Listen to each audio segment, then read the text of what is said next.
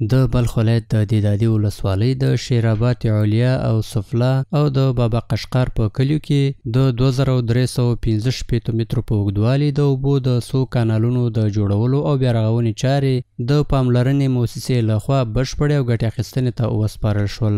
چارواکي وایي چې د دغو کانالونو له جوړېدو سره به 280 هکتاره کرنیزه ځمکه له کافي اوبو څخه برخمنه شي. این پروژه شامل 3 کانال هسته که شیراباد علیا، شیراباد سفلا و بابا قشقر در 3 قریه ساخته شده. طول 3 کانال 2365 متر است و مجموعه زمینایی که از این مستفید میشه تحت پوشش 3 کانال قرار میگیره. 780 هکتار زمین هسته و تعداد مستفیدینی که از این 3 کانال استفاده میکنه اونها تعداد 8020 خانواده میشوه. تقریبا 750 سپلاس، 750 الیاس که 1500 متر در شیراباد کار شده، 700 متر هم در بابا قشقر. بری کانال داخل جوی 75 سانتی از الیاس و 1 متر و 20 سانتی داخل جوی، یعنی کانال مابین کانال 1 متر و 20 سانتی برشان از الیاس. ورته مهال د دېدادي ولسوالۍ مرستیال هم د اسلامي امارت په صدپاسه 3 کلنې واکمنۍ کې د داسې زربنۍ پروژو پلي کېدل هیله بښونکي وبلل او ټینګار یې وکړ چې د دغو پروژو په پلي کېدو سره به د کرنې د پراختیا سربیره د اوبو د ضایع کېدو مخه هم ونیول شي.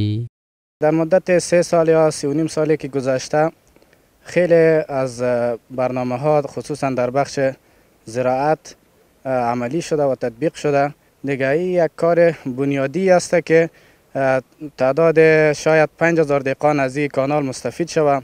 له بلې خوا د یادې ولسوالۍ کروندګر چې په تیرو وختونو کې د معیاري کانالونو له نشتون څخه یې سر ټکاو د دغو کانالونو له جوړېدو څخه خوښ دي او دا د یادې ولسوالۍ د کرنې د ودې لپاره یو اغیزمن ګام بولي.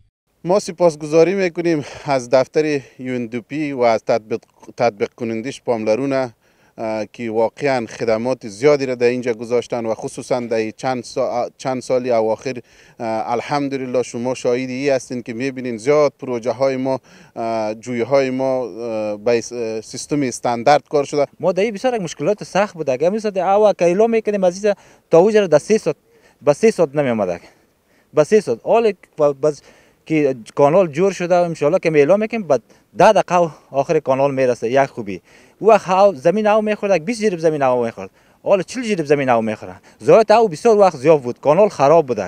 حالا شکر کانال که جور شد بسیار د یقین بسیار یک کار خوب است. د یادونې وړ ده چې د دغو کانالونو بیا رغونه د 14 میلیونه افغانیو په لګښت د پاملرنې موسسې لخوا او د ملګرو ملتونو د پراختیایي ادارې یا UNDP په مالي مرسته ترسره شوې ده.